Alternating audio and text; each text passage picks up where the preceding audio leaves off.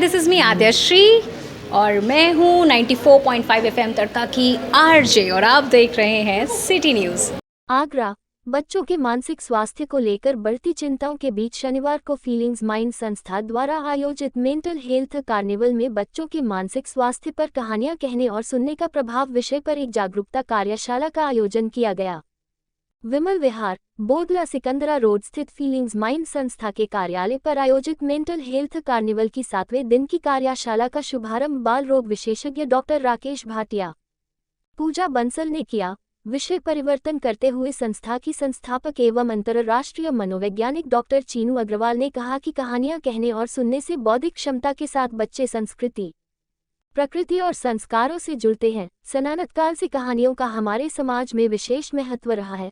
उन्होंने कहा कि वेदों की ऋचाएं आगे चलकर श्रुतियों के रूप में फैली। रामायण और महाभारत की कहानियां समाज को दिशा देती हैं। उन्होंने बताया कि उनकी संस्था स्टोरी टेलिंग का एक क्लब भी संचालित करती है जिसमें एक दिन घटाव एक कहानी रहती है। वर्तमान में कहानी कहना कला भी और करियर भी है।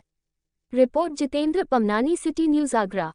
सुंदर सेशन बच्चों में कहानी सुनाने की क्या महत्ता है उस पर हम लोग कर रहे हैं, जहां देश के कई हिस्सों से आए हुए इस विषय के विशेषज्ञ इस बात पर चर्चा कर रहे हैं कि बच्चों में कहानी सुनाने से हम लोग क्या क्या अचीव कर सकते हैं। वर्तमान युग में बच्चों में बहुत ज़्यादा स्ट्रेस विभिन्न कारणों से होता है। उनके पेरेंट्स बिज़ी रहते हैं, उनके स्कूल में बहुत ज़्यादा स्ट्रेस होता है और इस स्ट्रेस को वो बच्चे व्यक्त नहीं कर पाते। इस स्ट्रेस को कम करने के लिए, उनके मन की उलझनें निकालने के लिए कहानियाँ सुनाने से बेहतर कोई तरीका नहीं। पुराने ज़माने में ये कला, ये विधा हमारे यहाँ बहुत इफ़ेक्टिव तरीके से इस्तेमाल होती थी। हम सब दादी और नानी की गोदी में रहकर उनसे कहानियाँ सुन कर के बड़े हुए हैं और कहानी जीवन की उलझनों को सुलझाने का, जीवन के बारे में जानने का सबसे सुंदर और सबसे अच्छा तरीका है और आज के बच्चों को उनकी बहुत ज़रूरत है।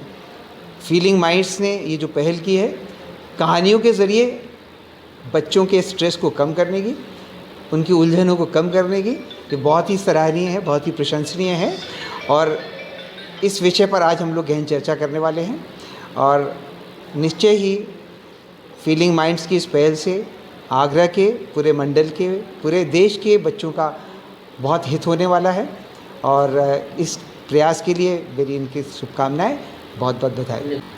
एक मनोवैज्ञानिक हूँ, फीलिंग माइंड्स की निदेशिका हूँ। कहानियों का आज सिलसिला शुरू है। Feeling minds mental health carnival का आज अंतिम दिन है। ये अंतिम दिन एक नई शुरुआत की आगाज़ भी है। यहाँ से अब हम कल के इवेंट की तरफ बढ़ रहे हैं जब हमारा फॉर्मल इनॉग्रेशन फीलिंग माइंड्स के नए इंस्टीट्यूट और सेंटर का आगरा में होने जा रहा है। आज का जो कार्यक्रम है उसमें हम इस बात पर चर्चा कर रहे हैं कि बच्चों के मन के विकास में कहानियों का कितना महत्व है। कहानियों की लुप्त होती जो एक कला है, हम सब, हमारी जनरेशन शायद वो आखिरी जनरेशन थी जिन्होंने दादी नानी की रज़ाई में रात को सोते वक्त कहानियाँ सुनी। उन कहानियों का हमारे मानस पटल पर आज भी असर है।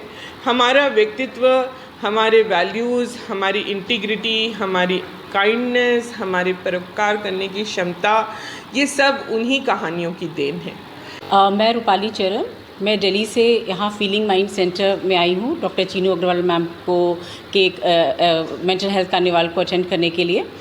मैम का जो कार्निवाल है ये बहुत ही इम्पॉर्टेंट है आजकल के संदर्भ में, क्योंकि आजकल बहुत सारी मनोवैज्ञानिक समस्याएं बच्चों को हो रही हैं, जिसका कारण है, बहुत सारे कारण इसमें विद्यमान हैं, जिसमें कि मुझे लगता है कि पेरेंट्स भी आजकल वर्क करने लगे हैं, बहुत कम टाइम मिल पाता है बच्चों के साथ इंटरेक्ट करने में।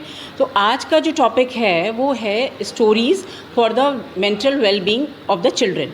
तो बेसिकली क्या होता है कि पेरेंट्स आजकल व्यस्त होने के कारण बच्चों को गैजेट्स मिल जाते हैं, जो कि बच्चों को बहुत ल्यूक्रेटिव लगता है कि बच्चे उसमें देख रहे हैं और उनको कुछ करना नहीं है, वन वे है। तो बच्चों को बहुत इजी लगता है कि बेड पे या सोफ़े पे अपने कंफर्ट पे वो यूज़ करते हैं उसको। लेकिन अगर पेरेंट्स अपनी तरफ से थोड़ा सा एफ़र्ट्स करें कि थोड़ा सा समय निकाल करके बच्चों के साथ इंटरेक्ट करें, उनके साथ स्टोरीज़ कुछ सुनाएं। ज़रूरी नहीं है कि वो पंचतंत्रा की कोई कहानियाँ हो, हमारे जीवन में भी बहुत सारी छोटी छोटी ऐसी चीज़ें होती रहती हैं। यदि हम बच्चों के साथ शेयर करें तो उससे भी बच्चे बहुत कुछ सीखते हैं। ज़रूरी नहीं है कि वो हम एक मॉरल वैल्यूज़ ही दे रहे हों। कई बार होता है कि कुछ हंसी मजाक का भी हो सकता है, कोई व्यंग का विषय हो सकता है जो बच्चों के मान लो वो थके हों तो उनको उत्साहित कर सकता है। तो इस तरह से हम बच्चों के बीच, बच्चे और पेरेंट्स के बीच में एक बॉन्डिंग भी डेवलप कर सकते हैं। तो